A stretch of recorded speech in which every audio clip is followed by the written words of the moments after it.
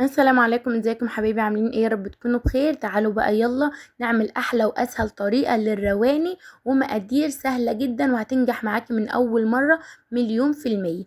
انا معايا هنا كوباية دقيق، وكوباية سميد بسبوسة، وكوباية سكر، وخمس بيضات، وكيس بودر بيكنج باودر، واتنين فانيلي. سهلة المقادير جدا، سموا بالله وصلوا على الرسول. وهنحط معانا اول حاجة الخمس بيضات، وهننزل عليهم بكوباية السكر. مقادير سهلة جدا وموجودة عندنا في البيت، ومش هتبطلي تعمليها من حلاوتها. نزلت معايا بالسكر، هنزل عليه في الفانيليا على طول زي ما انتوا شايفين كده يا حبايب قلبي. وبالمضرب الكهربائي بقى، ونضرب الكلام الجميل ده كله مع بعض. افضل اضرب فيه لمدة لا تقل عن 5 دقايق. هيبقى الخليط هيفتح معاكي وهيعمل فوم كده كأنه كريم شانتيه بالظبط. هبدأ اضرب كده على السرعة العالية، موقفش ايدي. انا بقى نسيت اول حاجة اعمل الشربات، فانا سبت الواد علي ابني يضرب الكيكة على ما احط الشربات. كوبايتين سكر وكوبايتين مية وعصرة ليمون، وارفعهم على النار لمدة 10 دقايق. الشربات لازم يتعمل الاول قبل ما نضرب الكيكة. هسيبه بقى عشان يبرد، عشان عايزاه بارد. هكمل بقى ضرب الكيكة معايا هنا اهو. هفضل اضرب فيها. هو بصوا الخليط بيفتح معايا وبقى فوم كبير، عالية لفوق خالص كده، وبقى فاتح خالص شبه الكريمة ازاي. شايفين؟ حلو جدا. كل ما تضربي فيه بيتقل وبيفتح معاكي كده وبيديكي قوام حلو قوي. انا كده ضربته اهو، ان هو كده جاهز معايا. هركنه على جنب، وهجيب بقى المكونات الجافة. انا معايا هنا كوباية دقيق، هنزل بقى عليها بكوباية دقيق السميد السيمولينا. انا حطيت الاول هنا رشة ملح، وبعدين هنزل بكوباية السميد. ده سميد الجاهز اللي هو في الاكياس. حابة تحطي سميد اللي هو السايب ده عادي. ودي معلقة بيكنج باودر مليانة. معلقة صغيرة مليانة بيكنج باودر. وهقلب بقى المواد الجافة كده مع بعض. سامحوني بس انا صوتي تعبني خالص. ادعولي دعوة حلوة كده في الكومنتات يا حبايب قلبي، ويا رب تجربوا الوصفة هتعجبكم قوي. وهنا نزلت بمعلقتين صغيرين جوز هند، وده اختياري. هنا بقى الخليط.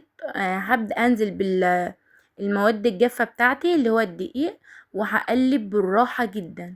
بنزل بمعلقتين معلقتين، واقلب بالراحة كده بالمضرب السلك اليدوي من تحت لفوق، عشان مخرجش الهواء اللي انا دخلته، عشان يفضل الخليط كده مرتفع معايا وهش كده، والكيكة بتاعتك تطلع هشة وجميلة.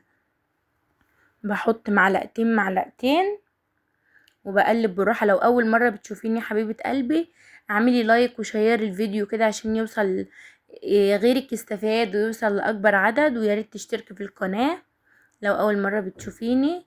وصلوا على النبي كده في قلبكم. صل على الحبيب قلبك يطيب، فالصلاة على الحبيب مسك وطيب. انا كده خلصت معايا تقليب.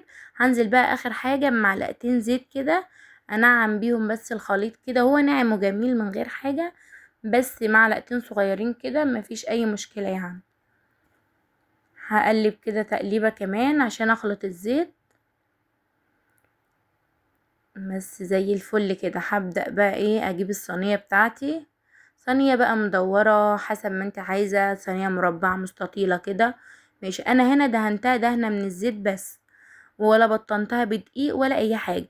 الاحسن بقى انك تفرشي فيها اي حاجة، يعني ورق زبدة او ورق كراريس، يكون فاضي مش مكتوب فيه في قعر الصينية. ورقة زبدة او ورق كراريس مش مكتوب فيه بينفع برضو، بيبقى معاكي زي الفل. خبطتها كده خبطتين تلاتة، وبعدين هخرج منها الهواء. بخرج منها الهواء زي ما انتم شايفين كده، وبتدخل فن وتطلع معايا زي ما انتم شايفين كده. بس انا بقى شفتوا بقى المشكلة، انا ما كنتش هنزل الفيديو بسبب بس انا قلت انا معزش عنكم الطريقة ناجحة 1000000%. بس انا الفرن بتاعي في جنب عالي النار عالية، وفي جنب النار واطية، فعشان كده في حتة استوت زيادة شوية، اخدت لون زيادة شوية. انا نزلت بقى بالشربات. الكيكة سخنة، والشربات بتاعي بارد خفيف وبارد، وحطيت عليه معلقتين سمنة وكيس فانيليا. وبعد كده هرش عليها جوز الهند من فوق زي ما انتوا شايفين كده يا حبايب قلبي. رش عليها بقى جوز الهند، وممكن تحطي كريز لو حابة، لو متوفر يعني. مش متوفر خلاص عادي. هي والله طعمها زي العسل، تتاكل كده مش هتشبعي منها ولا هتبطلي تعمليها. حلوة قوي، والطريقة ناجحة مليون في المية، وهتنجح معاكي من اول مرة. انا كل المشكلة عندي بس ان انا الفرن بتاعي مش مظبوط، فعشان كده في نص طالع كده اصفر وذهبي وجميل، والنص التاني اخد لون زيادة شوية. بس هي ما استحملتش ساعة واحدة وخلصت. العيال ما خلوش حاجة. وربنا يحسن ما بين ايديكم، وانا بحبكم جدا والله. بحبكم في الله. واحسن حاجة في الدنيا الحب في الله. انك تحب حد انت اصلا مش عارفه، ولا ليك عنده مصلحة ولا طلب ولا اي حاجة. وانا هنا قطعتها. هي كانت لسه دافية معايا شوية. هبدأ بقى اطلع قطعة كده بصوا. هشة وجميلة وخفيفة جدا.